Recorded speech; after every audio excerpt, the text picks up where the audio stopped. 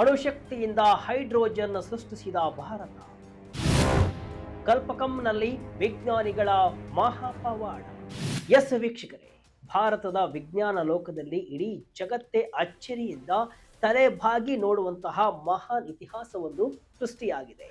ತಮಿಳುನಾಡಿನ ಕಡಲ ತೀರದ ಅತ್ಯಂತ ಸುರಕ್ಷಿತ ಹಾಗೂ ದೇಶದ ರಹಸ್ಯ ವಿಜ್ಞಾನ ಕೇಂದ್ರವೊಂದರಲ್ಲಿ ಕಳೆದ 4 ದಶಕಗಳಿಂದ ನಿರಂತರವಾಗಿ ಕಾರ್ಯವನ್ನು ನಿರ್ವಹಿಸ್ತಾ ಇದ್ದಂತಹ ಪರಮಾಣು ರಿಯಾಕ್ಟರ್ ಜಾಗತಿಕ ಮಟ್ಟದಲ್ಲಿ ಜಗತ್ತಿನ ಯಾವುದೇ ರಿಯಾಕ್ಟರ್ ಮಾಡದ ಅದ್ಭುತ ಸಾಧನೆಯನ್ನ ಮಾಡಿ ತೋರಿಸಿದೆ. ಹೌದು ವೀಕ್ಷಕರೇ, ಭಾರತದ ಈ ಪರಮಾಣು ರಿಯಾಕ್ಟರ್ ಹೈಡ್ರೋಜನ್ ಉತ್ಪಾದಿಸಲು ವಿದ್ಯುತ್ ಬಳಸುವ ಸಾಂಪ್ರದಾಯಿಕ ವಿಧಾನಕ್ಕೆ ಶರಣಾಗದೆ ಕೇವಲ ತನ್ನದೇ ಆದ ಸ್ವಂತ ಪರಮಾಣು ಶಾಖವನ್ನ ಬಳಸಿಕೊಂಡು ನೀರಿನಿಂದ ಹೈಡ್ರೋಜನ್ ಅನ್ನ ಯಶಸ್ವಿಯಾಗಿ ಹೊರತೆಗೆದಿದೆ.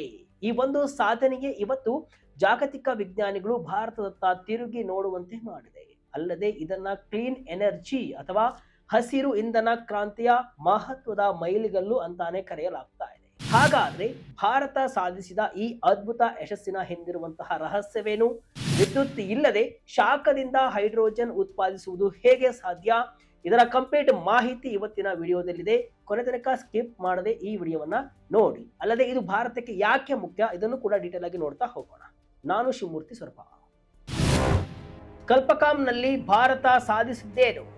ಎಸ್ ವೀಕ್ಷಕರೇ, ತಮಿಳುನಾಡಿನ ಕಡಲ ತೀರದಲ್ಲಿರುವಂತಹ ಭಾರತದ ಅತ್ಯಂತ ಸುರಕ್ಷಿತ ಮತ್ತು ರಹಸ್ಯಮಯ ವಿಜ್ಞಾನ ಕೇಂದ್ರ ಕಲ್ಪಕಂ ಇವತ್ತು ಅದ್ಭುತ ಸಾಧನೆ ಮಾಡಿದೆ. ಅಂದ್ರೆ ಅದನ್ನ ಪ್ರಪಂಚದ ಅತಿ ದೊಡ್ಡ ಸೂಪರ್ ಪವರ್ ರಾಷ್ಟ್ರಗಳಿಗೂ ಇವತ್ತಿನವರೆಗೆ ಮಾಡೋಕೆ ಸಾಧ್ಯವಾಗಿಲ್ಲ. ಪ್ರಪಂಚದಲ್ಲೇ ಮೊದಲ ಬಾರಿಗೆ ಅಣುಸ್ಥಾವರದ ಶಾಖವನ್ನ ಬಳಸಿ ನೀರನ್ನ ಹೈಡ್ರೋಜನ್ ಇಂಧನವಾಗಿ ಪರಿವರ್ತಿಸುವ ಬೃಹತ್ ಪ್ಲಾಂಟ್ ಈಗ ಕಲ್ಪಕಂನಲ್ಲಿ ಅಧಿಕೃತವಾಗಿ ಆರಂಭವಾಗಿದೆ. ತಮಿಳುನಾಡಿನ ಕರಾವಳಿಯಲ್ಲಿರುವಂತಹ ಇಂದಿರಾ ಗಾಂಧಿ ಅಣು ಸಂಶೋಧನಾ ಕೇಂದ್ರ ಅಥವಾ IGCAR ನಲ್ಲಿ ಈ ಪವಾಡ ನಡೆದಿದೆ. ಇಲ್ಲಿರುವಂತಹ ಒಂದು ಅಣು ರಿಯಾಕ್ಟರ್ ಕಳೆದ 40 ವರ್ಷಗಳಿಂದ ಸದ್ದಿಲ್ಲದೆ ಕಾರ್ಯವನ್ನು ನಿರ್ವಹಿಸ್ತಾ ಇತ್ತು.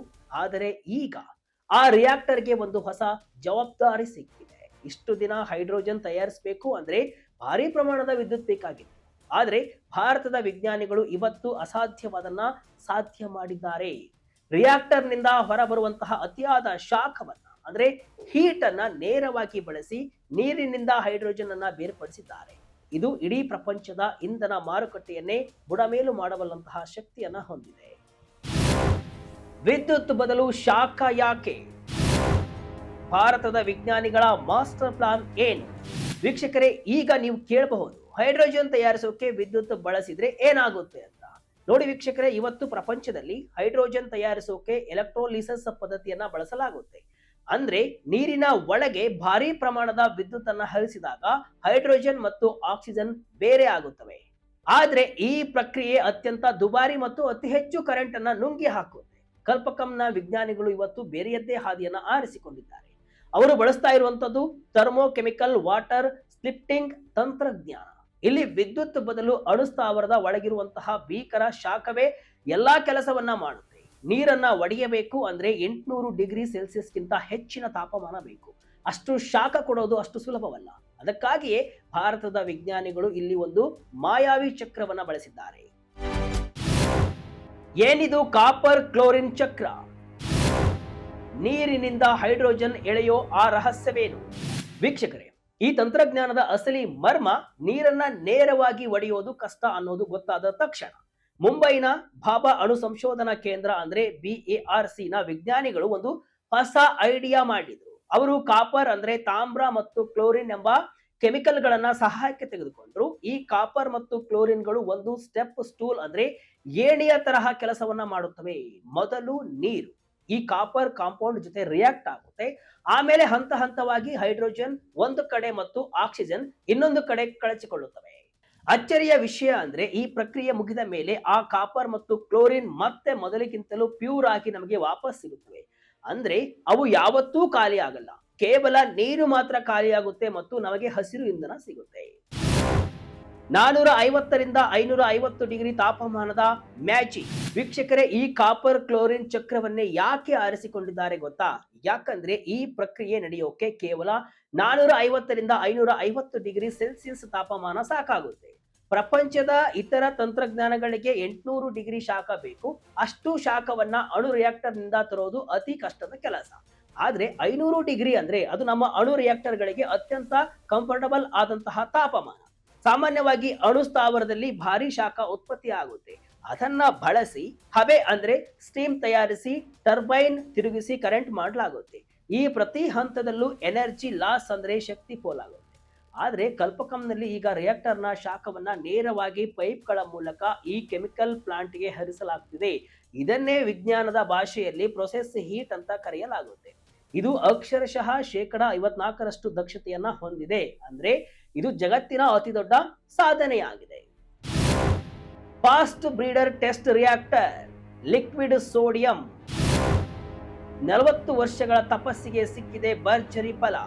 ವೀಕ್ಷಕರೇ, ಈ ಶಾಖ ಎಲ್ಲಿಂದ ಬರುತ್ತೆ ಅನ್ನೋದೇ ಇನ್ನೂ ರೋಚಕವಾಗಿದೆ. ಕಲ್ಪಕಂನಲ್ಲಿರುವಂತಹ ಫಾಸ್ಟ್ ಬ್ರೀಡರ್ ಟೆಸ್ಟ್ ರಿಯಾಕ್ಟರ್ ಅಂದ್ರೆ FBTR ಇವತ್ತು ಈ ಕ್ರಾಂತಿಗೆ ಕಾರಣವಾಗಿದೆ.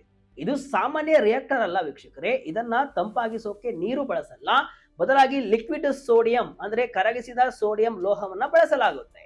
1980ರ ದಶಕದಿಂದಲೂ ಇದು ಬರೀ ಸಂಶೋಧನೆಗಾಗಿ ಬಳಕೆ ಆಗ್ತಾ ಇತ್ತು. ಆದ್ರೆ ಇವತ್ತು ಇದಕ್ಕೆ ಒಂದು ಹೊಸ ಜನ್ಮ ಸಿಕ್ಕಿದೆ. 40 ವರ್ಷದ ಹಳೆಯ ರಿಯಾಕ್ಟರ್ ಇವತ್ತು ಭಾರತದ ಇಂಧನ ಭದ್ರತೆಯ ಸಾರಥಿಯಾಗಿದೆ.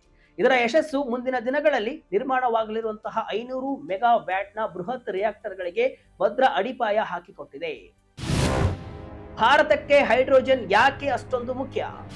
ಎಸ್ ವೀಕ್ಷಕರೇ, ಈ ಸಾಧನೆ ಬರೀ ಪ್ರಯೋಗಾಲಯಕ್ಕೆ ಸೀಮಿತವಲ್ಲ.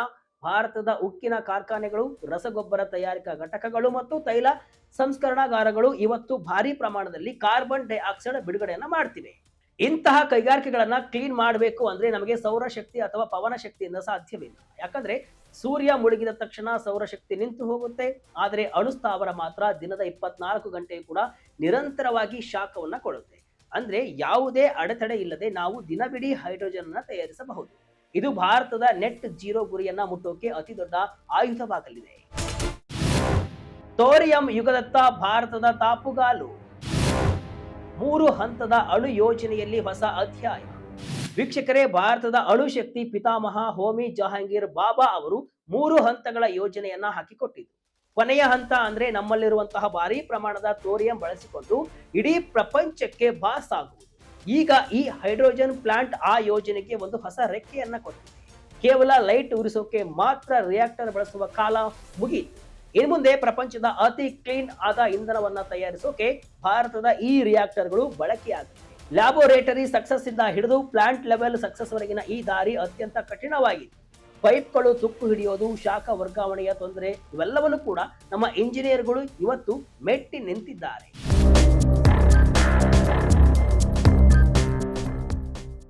ಒಟ್ನಲ್ಲಿ ವೀಕ್ಷಕರೇ, ಕಲ್ಪಕಂನಲ್ಲಿ ಯಶಸ್ವಿಯಾಗಿ ಆರಂಭವಾಗಿರುವ ಈ ಪ್ರಾಯೋಗಿಕ ಘಟಕವು ಸ್ವಾವಲಂಬಿ ಇಂಧನ ಕ್ಷೇತ್ರಕ್ಕೆ ಭಾರತ ಇಟ್ಟಿರುವ ಅತ್ಯಂತ ಪ್ರಮುಖ ಹೆಜ್ಜೆಯಾಗಿದೆ.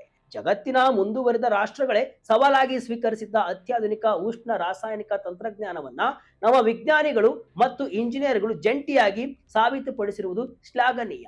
ಪ್ರಯೋಗಾಲಯದ ಯಶಸ್ಸನ್ನ ಬೃಹತ್ ಪ್ಲಾಂಟ್ ಮಟ್ಟಕ್ಕೆ ಕೊಂಡೊಯ್ಯುವಲ್ಲಿ ಎದುರಾದ ಎಲ್ಲಾ ತಾಂತ್ರಿಕ ಸವಾಲುಗಳನ್ನ ಮೆಟ್ಟಿ ನಿಂತಿದೆ. ಇದು ಕೇವಲ ಒಂದು ಸಂಶೋಧನೆಯಲ್ಲ, ಬದಲಿಗೆ ಭವಿಷ್ಯದ ಪರಿಸರ ಸ್ನೇಹಿ ಹಸಿರು ಇಂಧನ ಯುಗದಲ್ಲಿ ಭಾರತ ಸ್ವಾವಲಂಬನೆಯತ್ತ ಸಾಗ್ತಾ ಇರುವುದರ ದ್ಯೋತಕವಾಗಿದೆ.